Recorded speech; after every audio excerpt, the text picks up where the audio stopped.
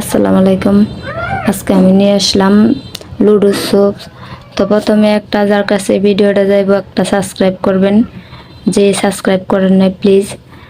তো একটা কথা, যে ইউটিউব দেখে বা ফেসবুক দেখে রান্না করেন, ভালো করে ফলো করে মানে পুরো ভিডিও দেখবেন, যার ভিডিও হোক ফলো ফলো করে। আমি মনে করি রান্না করলে অবশ্যই ভালো হইব, নষ্ট হওয়ার মতন এরকম কেউই রান্না করে না, আমি আশা করি এইটুকু।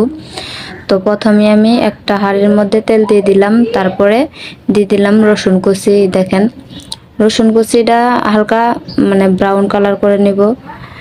আর আরেকটা কথা হলো যে ভাই, মানে আমি গুছায় কথা বলতে পারি না, তাই আপনারা মানে একটু ম্যানেজ করে নেবেন।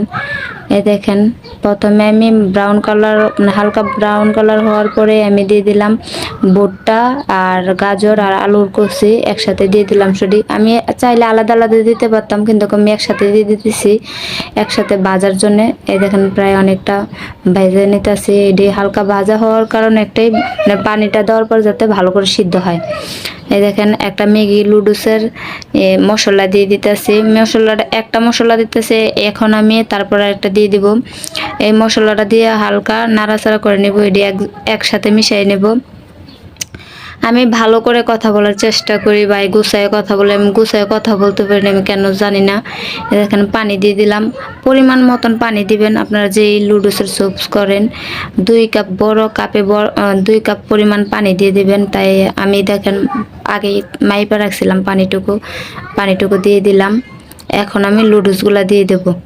এই দেখেন আমি লুডুসগুলা মানে ভাইঙ্গা দিতেছি। দেখা যাবে আস্তা দিলে অনেকটা সময় লাগবে ছাড়তে, তাই আমি 4 ভাগ করে ভাইঙ্গা দিতেছি। আর মানে যে কোনো বিষয়ে আপনাদের কাছে একটা রিকোয়েস্ট, যদি আপনাদের কাছে কোনো রেসিপি ভালো লাগে বা কোনো রেসিপি, যে কোনো রেসিপি আপনারা আমার কাছ থেকে দেখতে চান, তাহলে আপনারা কমেন্ট বক্সে জানাইতে পারেন, আমি অবশ্যই আপনাদের কাছে শেয়ার করব। তো লুডুস দেওয়ার পরে আমি এখন টমেটো সস দিয়ে দিলাম। টমেটো সস আপনাদের কাছে টমেটো সস না থাকলে টমেটো কেচাপও দিতে পারেন। যেমন ধরেন আমাদের টমেটো সসও আছে, টমেটো আছে। তো আমি এখন টমেটো সস দেওয়ার পরে স্বাদ মতন লবণ দিয়ে দিতেছি। স্বাদ মতন লবণ দেওয়ার পরে মানে একটু ডাইকা রাখছিলাম, এখন বলক করছে। আর একটা ম্যাগি লুডুসের মশলা দিয়ে দিতেছি। মানে 2টা ম্যাগি লুডুস দিয়ে আমি স্যুপ রান্না করতেছি, তো তাই আমি 2টা মশলাই দিতেছি, আর কোনো মশলা দিতেছি না। আপনাদের কাছে এক্সট্রা কোনো মশলা থাকলে ওইটাও দিতে পারেন। মশলা দিলে যে বেশি মশলা দিলে যে খারাপ হইব তা না, 3টা মশলা অ্যাড করতে পারেন, বরং আরও ভালো লাগতে পারে। আর মশলাটা বেশি একটা আমি খাইতে পারি না, তাই আমি বেশি একটা দিই নেই। এখন আমি দিয়ে দেব টমেটো কুচি আর কাঁচামরিচ কুচি। কাঁচামরিচটা আপনারা নাও দিতে পারেন, জাল যদি না খাইতে চান তাহলে নাও দিতে পারেন। আমার কাছে আমি একটু জাল পছন্দ করি, আপনারা অনেক ভিডিওতেই দেখছেন আমি খুব জাল খাই। এই দেখেন আমি কাঁচামরিচ কুচি দিয়ে দিলাম আর টমেটো কুচি দিয়ে দিলাম। অনেকটা হওয়ার পরে আমি দিছি, কারণ টমেটোটা বেশি গইলা গেলে দেখা যায়, আমি টমেটো সস দিছি, টমেটোটা বেশি গইলা গেলে ভালো লাগবো না। টমেটোটা আস্তে আস্তে থাকলে ভালো লাগবো, কিন্তু সিদ্ধটা হইব।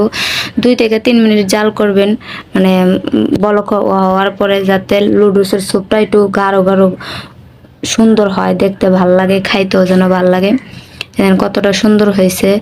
আর একটা কথা, এই জায়গায় আমি কিন্তু কর্নফ্লাওয়ারও অ্যাড করছি। ওই দেখা গেছে যে মানে ওইটা আমি দিতে পারি না, দেখাইতে পারি নাই, সরি। এই দেখেন আমি পরিবেশন করছি, কতটা সুন্দর হয়েছে, দেখতেও ভালো লাগতেছে। আর বিশ্বাস করেন ভাই, আমি খাওয়ার পরে আমি বুঝতে পারছি যে কতটা ভালো লাগছে। এটা আপনারা বাসায় ট্রাই করতে পারেন।